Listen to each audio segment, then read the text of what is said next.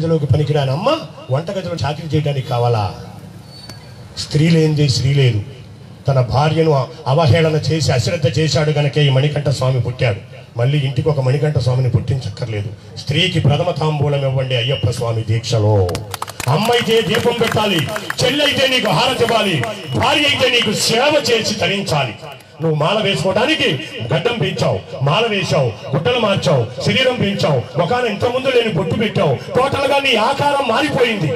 కానీ తెల్లవారుజామున మాల వేసుకుంటాను మాత అని నువ్వు చెప్పిన వెంటనే తన ఆ మాటతోనే రోజు కట్టుకునే వాయిల చీర, రోజు ఉతికి వేసుకునే జాకెట్టు, మెడలో మాలలేదు, బట్టలు మార్చలేదు, తన శరీరంలో ఉన్న బుద్ధిని మాత్రమే మార్చి బ్రహ్మచర్య దీక్షలోకి నీకన్నా గడియ ముందే వచ్చేస్తుంది నీ ఇల్లాలు, నీ తల్లి, నీ భార్య, నీ అక్క, నీ చెల్లి. అలాంటి వారికి మనం ఏం చేయాలి? ప్రథమ తాంబూలం ఇవ్వాలి. నీకు అనేక రకాల గుర్తులున్నాయి దీక్షలో. అందుకనే ఎవరన్నా అడిగినప్పుడు నేను దీక్ష తీసుకున్నానని చెప్పకూడదంట స్వామి. మేము దీక్షలో ఉన్నాం అంటే ఇంటికాడ ఒక మనిషి కూడా ఉన్నది. జగద్గురువులైనటువంటి రామకృష్ణ పరమహంస తను దీక్ష వహించి బ్రహ్మచర్యాన్ని స్వీకరించడానికి ముందు పరిగెత్తుకుని ఇంటికి వచ్చి తలారా స్నానం చేసి మెట్ల బజారులో ఉన్నటువంటి రోడ్డు మీద నుంచుని సూర్యుడిని చూస్తూ, నాకు నేను చెయ్యొచ్చు శారదాంబ, కానీ బ్రహ్మచర్య వ్రతం నీతో అనుమతితో మాత్రమే కుదురుతాది, అందుకని నా తల్లిగా నన్ను అనుగ్రహించని పాదాల మీద పడ్డాడట. ఆ మాట విన్నప్పుడు వదిలిపెట్టిన కురులు ఆ జన్మాంతం శారదా పరదేవత జడ విరబోసుకునే మనకు ఫోటోలో కనపడుతుంది. రామకృష్ణ పరమహంస భార్య తల్లి అయిపోయింది బ్రహ్మచర్య దీక్షలో. అలా నీ భార్య ఏమవుతుంది? మాత అని సంబోధిస్తున్నావు, తల్లి అవుతుంది. బిడ్డ, మాల వేసుకున్నవాడు నాకు బిడ్డ. ఎంతకాలం? మండల కాలం. గురుముద్ర, శాస్త్రముద్ర, రుద్రముద్ర, విష్ణుముద్ర, శివముద్ర, సత్యముద్ర, కేశముద్ర, శాంతముద్ర అనబడి ఈ ముద్రమాల, ఈ 30 రూపాయల లంగియ, 3 రూపాయల మాల, 30 పైసల విభూతి చందనమా, సుబ్బారావు సుబ్బారావు స్వామి, రంగారావు రంగారావు స్వామి, రాంబాబు రాంబాబు స్వామి, లక్ష్మీనారాయణ లక్ష్మీనారాయణ స్వామి, అనేకమైన పేర్లు బదులు మీకు స్వామి జరుగుతున్నారు. మీరు అన్నవరం వెళ్ళారు, దేవుడు దేవుడే నువ్వే. మీరు తిరుపతి వెళ్ళారు, దేవుడు దేవుడే మీరే. మీరు సత్యదేవుడి దగ్గరికి వెళ్ళారు, సింహాచలం, దేవుడు దేవుడే మీరే. మరి ఈ 30 రూపాయల లుంగి కట్టి 3 రూపాయల మాల వేసి విభూతి చందనాలు పెట్టుకుంటే నిన్నటి దాకా తిట్టిన అమ్మ, నిన్నటి దాకా పొగిడిన నాన్న, నిన్నటి దాకా 3 రోజులు అవుతుంది వెళ్ళాడు, వచ్చాడు, గేటు తీశాడు, పెట్టవే వచ్చాడుగా కొడుకు అని చెప్పి తిట్టే నాన్న వాళ్ళ కొడుకుని వాళ్ళ అమ్మ నాన్నే తిడతంటే ఈడి పిల్లలు చూసి ఆ ఇంట్లోనేమో కొడుకు రాగానే ఎదురెళ్ళి కాళ్ళకు నీళ్ళు ఇస్తున్నారు, మా ఇంట్లోనేమో మా నాన్న రాగానే మా నాయనం ఎందుకు ఇలా తిడుతుందని తండ్రిని అడగలేక, తాతను మాట్లాడలేక, ఏమిటో మా నాన్న తప్పని తన మాటను తనలోనే పెట్టుకుని ఒక సమయానికి నాన్న పక్కింటి పిల్లలందరూ స్కూల్కి వస్తున్నారు నాన్న, వాళ్ళ అబ్బాయిలు వాళ్ళ నాన్న తీసుకొస్తున్నాడు, జారిపోయే వాటర్ బాటిల్ని పైకెత్తి చిన్న కన్నా 4:40 వదిలి పెడతారు, నేను వచ్చేప్పటికి 5 అవుతుంది, రోడ్డు దాటపాక అక్కడే ఉండి నేను వచ్చి తీసుకెళ్తానని రోజు వాళ్ళ తల్లిదండ్రులు వచ్చి బిడ్డలను తీసుకెళ్తున్నారు నాన్న. కానీ మేము 9 నుంచి 10కి వచ్చాం, 6వ తరగతి నుంచి ఇప్పటి వరకు ఒక్క రోజు కూడా నన్ను స్కూల్ నుంచి తీసుకురాలేదు. మేము వచ్చేటప్పటికేమో నువ్వు వచ్చేటప్పటికేమో మేము నిద్రపోతాం, నేను లేచేటప్పటికేమో నువ్వు వెళ్ళిపోతావు, ఏంటి నానా నీ ఉద్యోగం అని చెప్పి తల్లినో తండ్రినో అడుగుతుంటే వీడికున్న దుర్వ్యసనాలు చెప్పలేక నేను ఫలానా ఉద్యోగం చేస్తున్నానమ్మా, ఎయిర్ ఫోర్స్ అమ్మా అంటే గాలికి తిరగటం, ఎయిర్ ఫోర్స్ లో ఉన్నానమ్మా అని చెప్పలేక తల వంచుకుంటే ఇలాంటి భర్తను కట్టుకుని తన కన్న బిడ్డల చేతే ప్రశ్నింపబడుతున్నానని చెప్పి భార్య పౌడి చెంగు తడిచిపోయి ఉంటుంది. ఇప్పుడు ఎందుకు? కన్నీళ్లతో భర్తను అధమాయించలేక, పెరిగే బిడ్డలకు సమాధానం చెప్పలేక, తల్లిదండ్రుల యొక్క కోపానికి గురై వాడింట్లోనే వాడు దొంగతనం చేసే స్థితిలో ఉన్న ఎంతో మందిని ఒక ఫైనల్ మార్నింగ్ వాడి మనసు మారి గురుస్వామి దగ్గరికి వెళ్ళి చండపగిరిపేట శివాలయంకో రంగడుగుడిలో ఉన్న అయ్యప్ప స్వామి గుడికో వెళ్ళి గురుస్వామి మాల వేయమని అడిగితే గురుస్వామి తన శక్తిని దారపోసి తన ముందు నుంచున్న వాడిని బిడ్డగా తలిచి గురుముద్ర శాస్త్రముద్ర అనబడే 108 పూసలు కలిగిన మాలని మెడలో వేస్తే నిన్న తిట్టిన నాన్న, నిన్న తిట్టిన అమ్మ, నిన్న ప్రశ్నించిన తండ్రి నిన్నటిని మర్చిపోయి గేటు తీసి నీకు హారతులిచ్చి స్వామి వస్తున్నాడు, దేవుడు వస్తున్నాడు,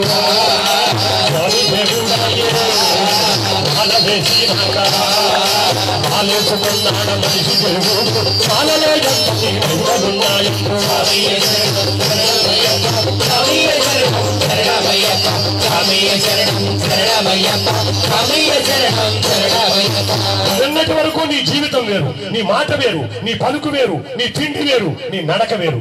కానీ తెల్లవారుజామున ఒక్కసారి నీ మాట నడక అన్ని మారిపోయాయి. స్వామి అనగానే ఒంటిలో ఎన్ను పూసలో చలి బయలుదేరతారు. నిన్న తిట్టింది అమ్మ, ఇవాళ ఆరతిస్తుంది అమ్మ.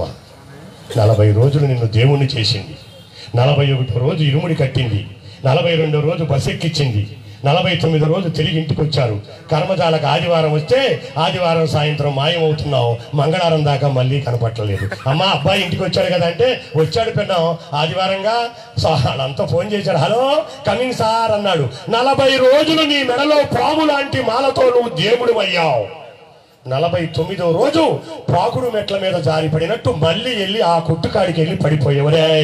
మాలేసుకుంటేనేరా ఈ స్వాములు, మాల తీస్తే అందరూ ఆ స్వాములేరా అంటుంది సమాజం. మనం మారాలి మన జీవితాలు. ఒక్కసారి మాల వేసుకుంటే నీ జీవితంలో వచ్చిన చైతన్యం, ఒక్కసారి మాల వేసుకుంటే నీ జీవితంలో వచ్చిన మార్పు మెట్టు మెట్టుకు పెరిగినట్టు అలా మెట్టు మెట్టుకు పెరిగి కొబ్బరి చెట్టుగా మారి నువ్వు సమాజానికి ఉపయోగపడరా అని చెప్పి 18వ యాత్ర చేసిన వారికి కొబ్బరి చెట్టు ఇచ్చింది శబరిమల యాత్ర దీక్ష. ఆలోచించుకోండి. ఎవర్ సెల్ఫ్ థింకింగ్ హయామ్, నేను ఎవరు, ఎక్కడున్నాను, ఎటు పోతున్నాను. 40 రోజులు నాకు సమాజం పెద్దపీట వేసింది, మీ మెడలో దండ వేసి. 49వ రోజు మనం ఏం చేస్తున్నాం అనేది తెలుసుకున్న నాడు, నా మాటలిని ఒక్కడు మారిన నాడు నా జన్మ ధన్యం. ఈ పూజ చేయించినందుకు 4 లక్షలు ఖర్చు పెట్టి వాళ్ళ జన్మ ధన్యం. చూసిన ఇనిన మీరందరి జన్మ ధన్యం. తల్లిగా మనకు అనేక సేవలు చేసి అనేక రకాలైన ఇబ్బందులకు ఎదురై అనేక రకాల ఇబ్బందుల్లో మనల్ని కాచి కాపాడి అమ్మ అమ్మా నువ్వు చేసిన బొమ్మలమమ్మ,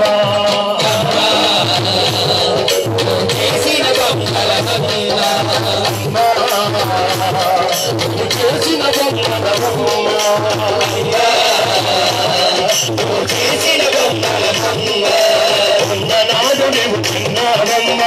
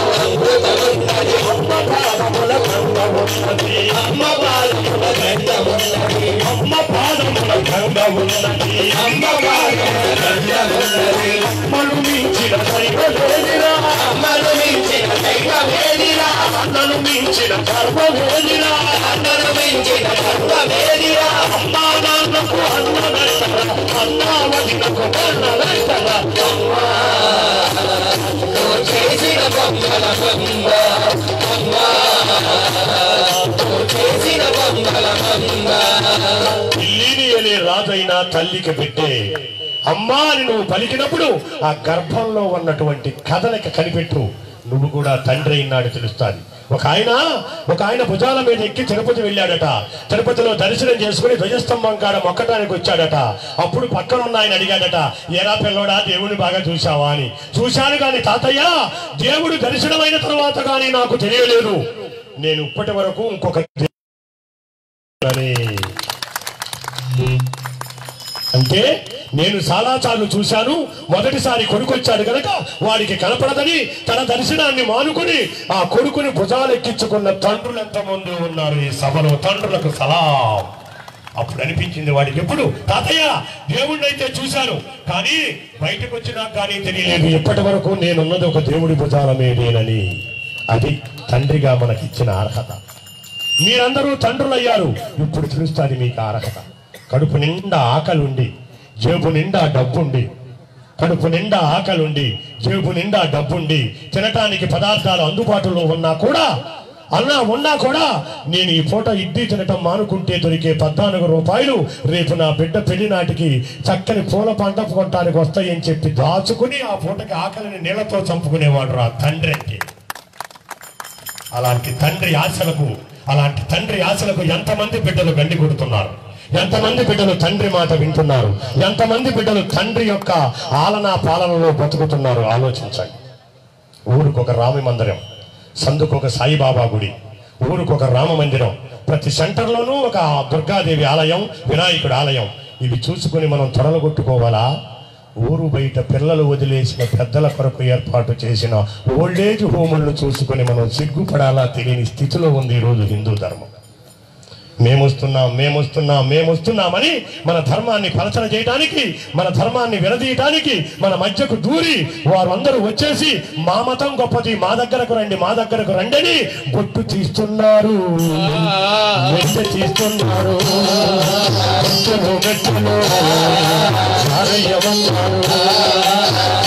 ధర్మాన్ని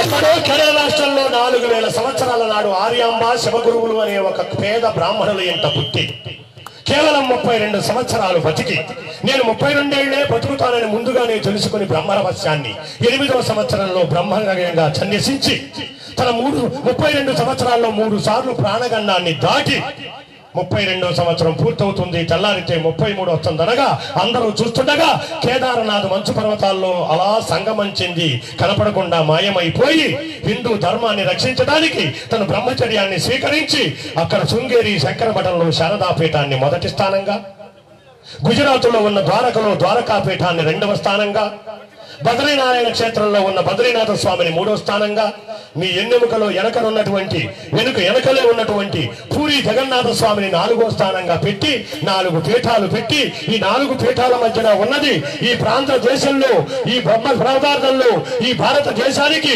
పూజ గది లాంటిదిరా మా భారతదేశం అని చెప్పి మనం హిందువులుగా బతకడానికి స్వేచ్ఛనిచ్చి ఇలా మైకులు పెట్టి మనం మాట్లాడుకునే స్వేచ్ఛను మనకిచ్చి తను మాత్రం 32 ఏళ్లకి అంతరించిపోయారు. ఎవరు? జగద్గురువులైన శ్రీ శ్రీ శ్రీ శ్రీ ఆదిశంకరాచార్యుల వారు. ఒక్కడి పట్ల తప్పట్లు కొడితే ఏమవుతుందో పట్టుపోతే ఏమవుతుంది. ఎమ్మెల్యే గారు రోడ్డు వేస్తారనగానే బాధ వేస్తారనమాట. ఎమ్మెల్యే గారు వేసిన రోడ్డు మీద మనం నడవాలి అంటే, మనం ఉండాలి అంటే, హిందూ ధర్మం బతకాలి కనుక ఆయన చనిపోయి మనల్ని బతికిచ్చాడు రా జగద్గురువులైన శంకరులు.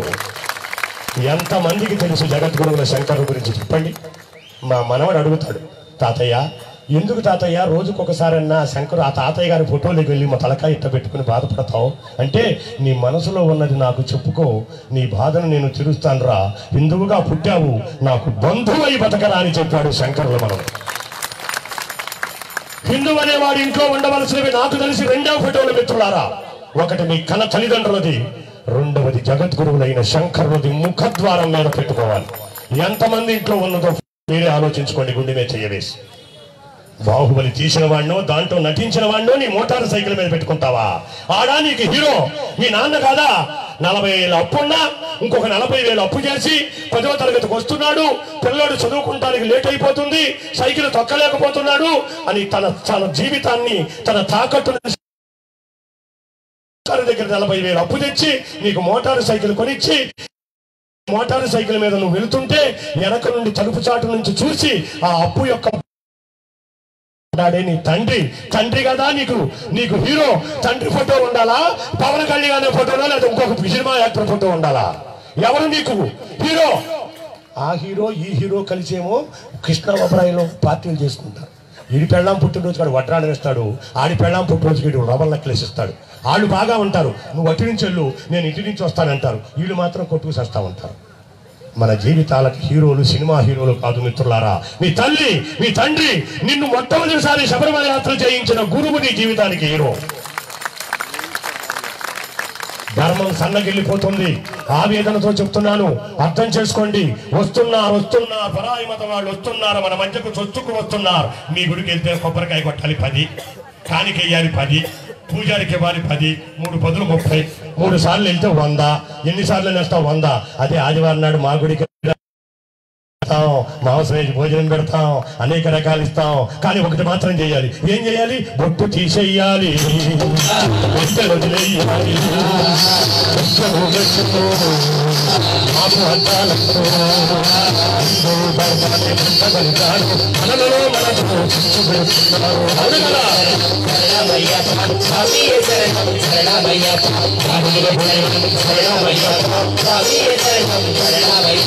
హిందూ ధర్మంలో లేనిది ఏమున్నదని మిత్రమా పరుగులెత్తుతున్నావు? నీ ధర్మంలో లేనిది ఏమున్నది? ఆ మతంలో అనేక రకాల సూత్రాలు, అనేక రకాల కాంట్రాక్టులు. పురుషుడు స్త్రీ ఒకటవటానికి వేరే అక్కర్లేదట. ఇద్దరు కలిసి అగ్రిమెంట్ రాసుకుంటారట. ఒకే క్వార్టర్లో ఉంటారట. ఎవరికి ముఖం వచ్చినా రెండవ వారికి అగ్రిమెంట్ చించేసి వెళ్ళిపోతారట. వాళ్ళ కల్చర్ అది. కానీ మన హిందూ వ్యవస్థ పావలా పసుపు, 10 రూపాయల తాడు, 350 రూపాయలు పెట్టిన చిన్న మంగళ సూత్రం అనబడే చిన్న బంగారు రేకు. పురుషుడు నిలబడి స్త్రీ కూర్చుంటే చెర మధ్యలో పెట్టి చెర తీసి మాంగళ్యం తంతునానేనా మమ జీవన హేతునామని చెప్పి మంత్రం చదువుతుంటే, మంత్రం చదివేటప్పుడు వేసిన మొదటి ముడికి తల్లిదండ్రులను, రెండవ ముడికి అన్నదమ్ములను, మూడవ ముడికి ఇంటి పేరును గోత్రాన్ని మార్చుకుని మీ వెంట వస్తున్నారే త్రిమూర్తులు. వాళ్ళు మన జీవితాలను ఉద్ధరించిన మహాదేవతలు. బియ్యంలో నుంచి రాళ్లు వేరు చేయవచ్చు, అన్నంలో నుంచి గంజిని వేరు చేయవచ్చు, ఇసుకలో నుంచి తైలాన్ని వేరు చేయవచ్చు, బంగారంలో నుంచి రాగిని వేరు చేయవచ్చు, కోడిగుడ్డులో నుంచి పిల్లను వేరు చేయవచ్చు. కానీ ఒక్కసారి రెండు కలిపి మద్దన చేస్తే జీవితంలో ఏ సైన్సు విడదీయలేనిది, ఏ ప్రొఫెసరు వేరు చేయలేనిది జీలకర్ర బెల్లము అనే 2 పదార్థాలను కలిపి మస్తకం అనే బ్రహ్మరంధ్రంలో తమలపాకుతో పెట్టి తెర తీసి ఒకరి ముఖంలోకి ఒకరు అరాఘడియ చూసుకోవాలట. అంటే 1.5 నిమిషం చూసుకోవాలట. తీసినప్పుడు పురుషుడు చూస్తాడట, నువ్వా నా జీవితాన్ని ఉద్ధరించి నన్ను ఒక ఇంటి వాడిని చేసి ఒక సమాజంలో ఒక బిడ్డకు తండ్రి చేయటానికి వచ్చిన దానివి నువ్వా? ఎంత త్యాగం చేశాడు మీ నాన్న. బంగారం దానమిచ్చారు, ఆవుని దానమిచ్చారు, భూమిని దానమిచ్చారు.